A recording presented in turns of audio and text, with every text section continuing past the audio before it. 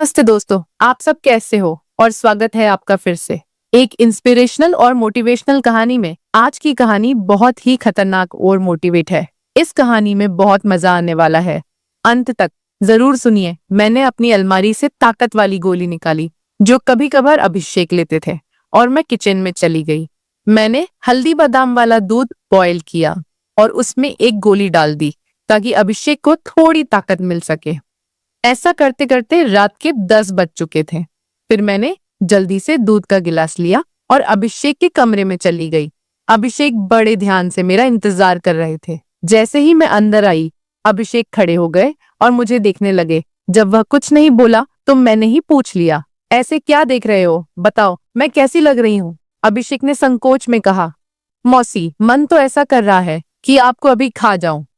मैंने हंसते हुए उसे दूध का गिलास पकड़ा दिया और कहा, मुझे खाने की जरूरत नहीं है, बस तुम इसे पी लो।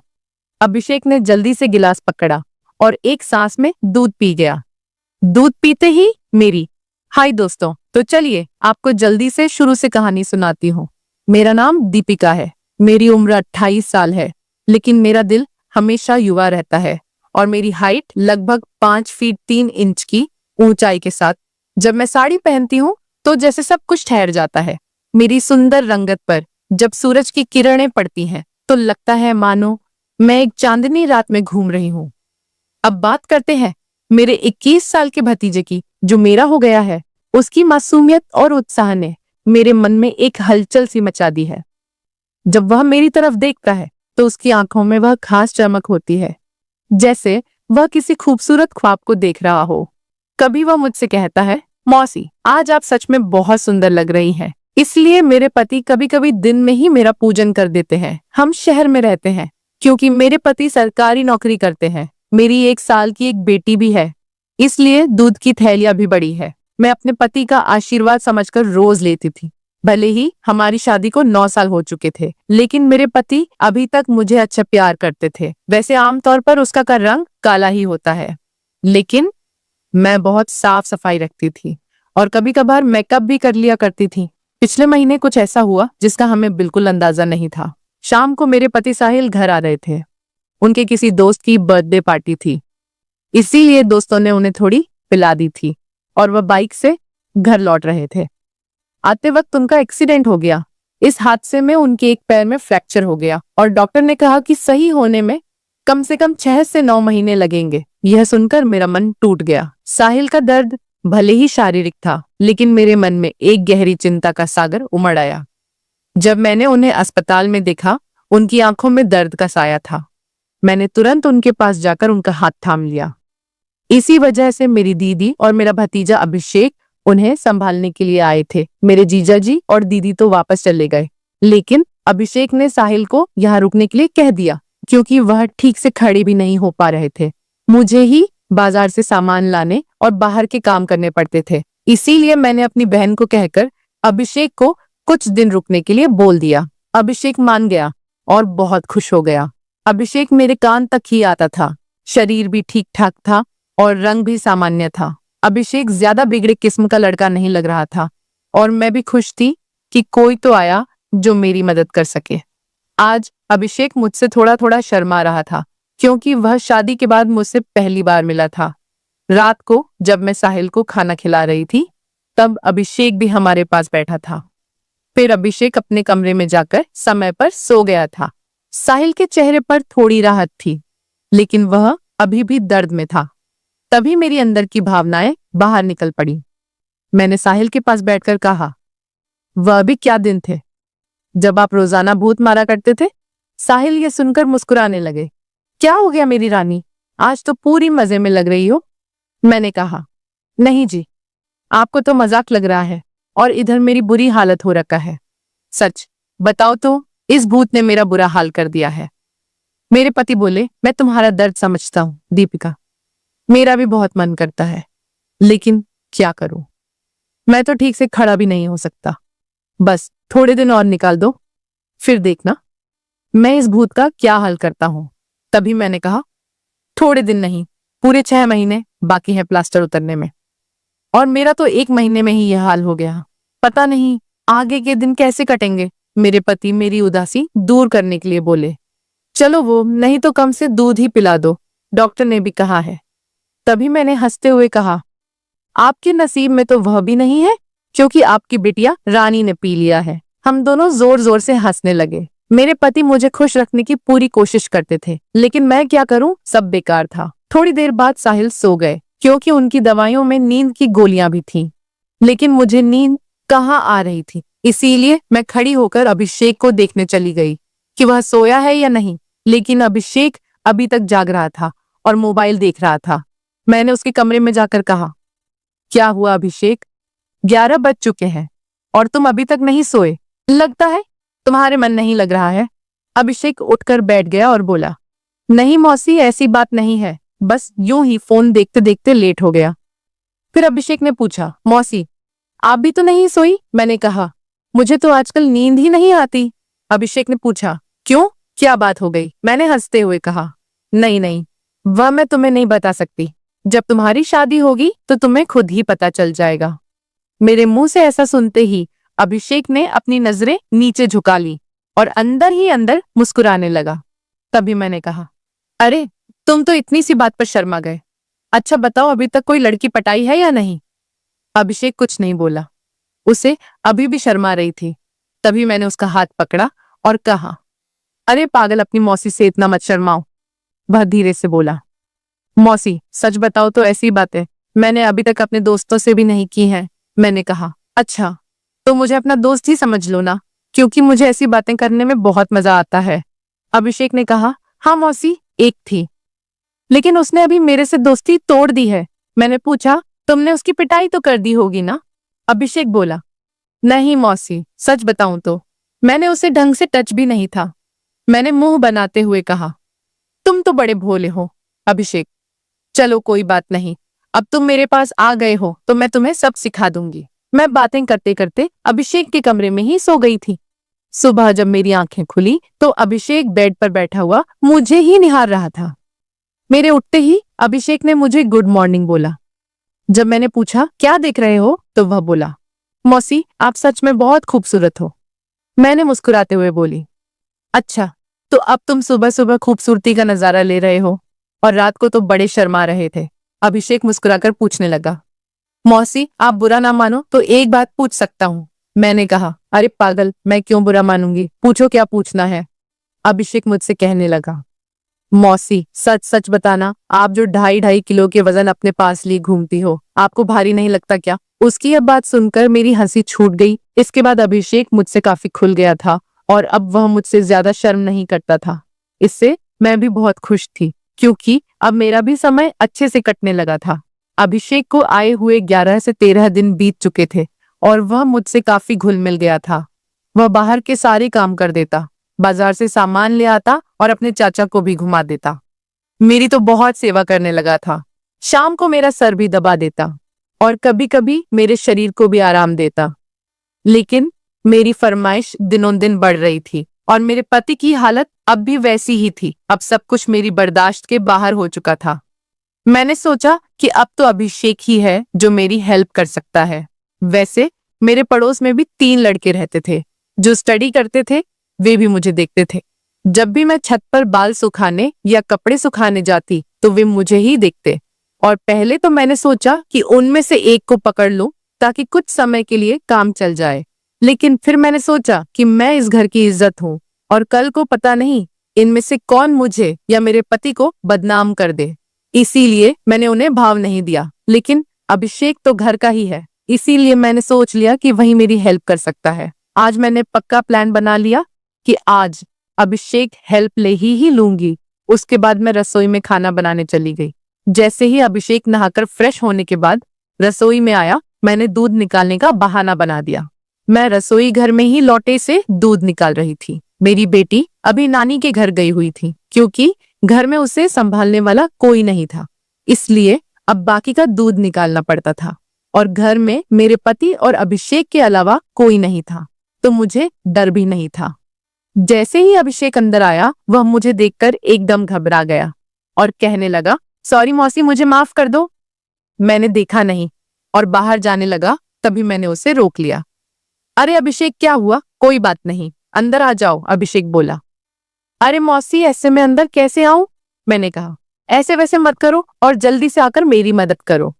अभिषेक का मन भी कर रहा था, लेकिन मैं उसकी मौसी थी, इसीलिए वह थोड़ा अनकंफर्ट फील कर रहा था। फिर मैंने उसे कहा, अरे इतना क्या शर्मा रहे हो? अब जल्दी से आओ और मेरी मदद करो।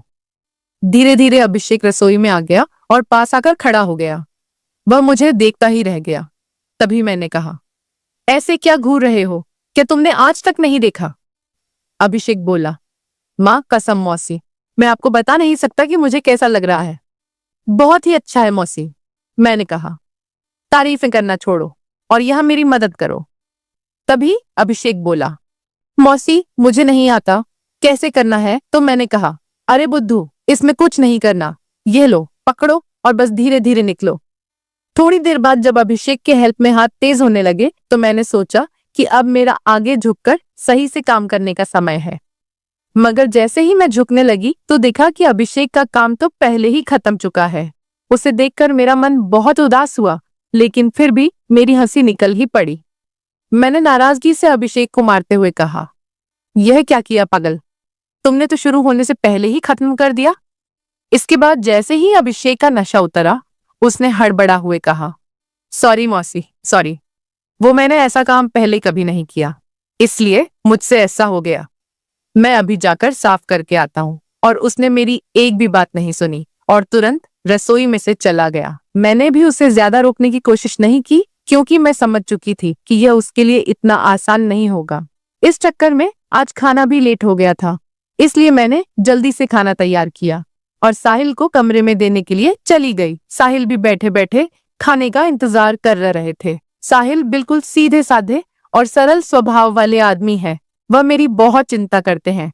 जब मैं उनके लिए खाना लेकर गई तो पूरा पसीने से भीगी हुई थी। मुझे देखकर वह बोले, इतनी जल्दबाजी क्यों करती हो दीपिका, धीरे धीरे काम कर लिया करो ना। देखो तुमने अपना क्या हाल बना लिया है।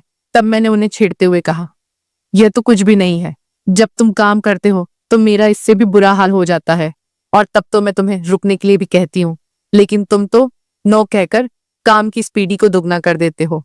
मेरे मुंह से ऐसा सुनकर मेरे पति मुस्कुराने लगे। तुम भी ना दीपिका, कहाँ की बात कहाँ ले जाती हो।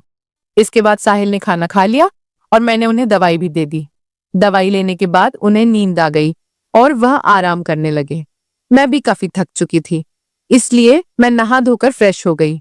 इसके बाद मैं अभिषेक के कमरे में उसे देखने के लिए तो वह भी सो चुका था। फिर मैं भी आकर आराम करने लगी। शाम को जब मैं अभिषेक को चाय देने गई तो वह बैठा फोन चला रहा था।